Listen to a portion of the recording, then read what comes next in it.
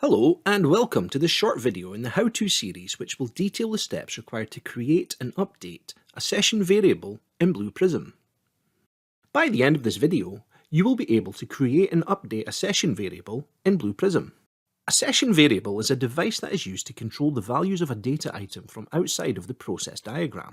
As the name suggests, a session variable is applicable to sessions being run in the process. Session variables are specific to an instance within the process. If there are two instances of the same processor running at the same time, they will both have the same named session variables assigned to the session. However, the values in this session variable will be different. Session variables appear in the process much like normal data items, but the data item exposure is changed through the Properties window. Data items that are exposed as session variables can be updated both within the process diagram and from the control room when a process is running. Since the session variable allows changes to the configuration when the solution is in use, you should consider using these if you have a solution where the communication is required from the controller team to the running process session. Let's take a closer look at how you can create a session variable in Blue Prism. Open the process. In this example, we'll open the process for stopping time. Open the Properties window of the stopping time data item and change the exposure to Session. Expose the data item to Control Room.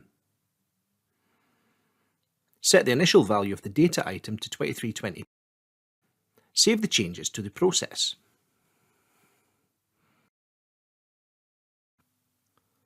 It is possible to view and edit the values of any session variable from within the control room when a process is running.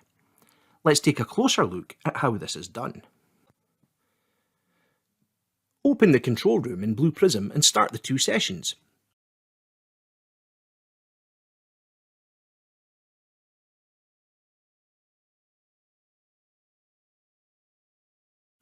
Select the session at the top of the list and click Show Session Variables to see the values of the session variables. Right-click on the value of the session variable and select Edit Value. Change the value of the variable to 11:30 p.m. and click on Modify. Select the top two sessions in the list. Notice that the session variable for each session is different.